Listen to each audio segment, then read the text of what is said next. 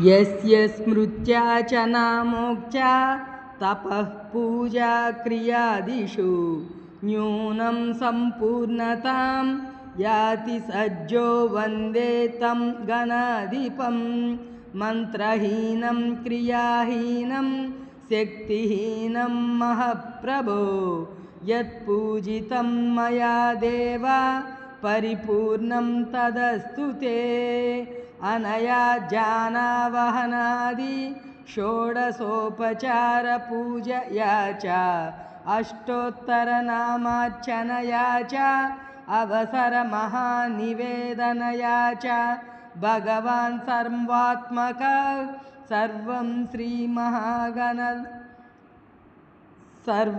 श्रीमहागणाधिपतिदेवतार्पणमस्तु।